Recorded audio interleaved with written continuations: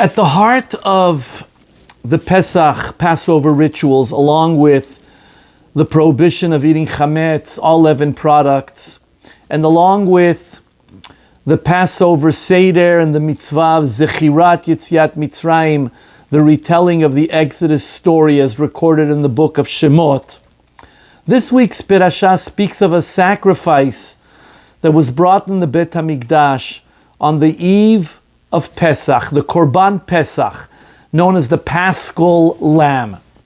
The Torah and mystical schools of Andalus recognized that God does not need humans to offer animal sacrifices. For Rambam, the entire practice of killing animals and burning them on an altar in Jerusalem in the Beit Hamikdash was for the sole purpose of weaning the Jewish people away from such a practice.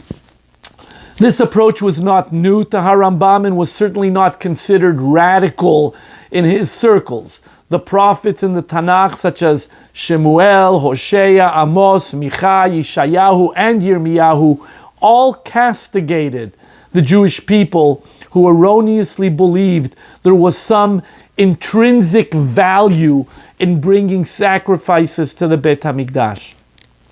The schools of Andalus also found support for what they considered obvious in rabbinic literature. Rabbi Pinchas, in the name of Rabbi Levi, expressed the same idea in Vayikra Rabbah 22:8. This midrash was most certainly known to the Gaonim, to Rav Hai Gaon, Rav Shri Gaon in Iraq, and Rashi in the commentaries in Europe. In his Guide of the Perplexed, Rambam warns his readers and the sincere seekers that what he teaches with regards to sacrifices will not be embraced by all, but it is the pursuit of truth that must be one's passion and ultimate value. In Guide 332, Rambam presents his idea as follows. The Israelite people who escaped Egypt knew only one way of worship. It was through animal sacrifice. That is how all people of that time worshipped. Had Moshe Rabbeinu told the people, "We will not worship our God this way," they would have rejected all his teachings. Therefore, God presented a practice that required a limited variety of animals that can be sacrificed. Rambam notes how those animals were actually the gods of the pagans. Furthermore, they were to bring these sacrifices only in one place, Jerusalem. All this as a means of bringing the people closer to God. The goal of animal sacrifice practice was so that the people ultimately evolve spiritually and realize that God does not need animal sacrifices. One comes close to God through the observance of Jewish law, acts of love and kindness, and a constant awareness of one's love and awe of God.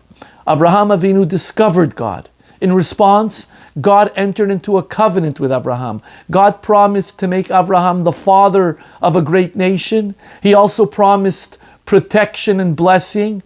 Avraham, in return, promised to affirm and educate his descendants about God's existence, God's unity, and God's incorporeality. The Exodus narrative is recorded in the Torah in such a way that it was not only an educational experience for the Egyptians, but also an affirmation for the Jewish people that the God of Avraham, Yitzchak, and Yaakov is the one and only supreme God, is not physical, and he fulfills his promises. Shabbat Shalom.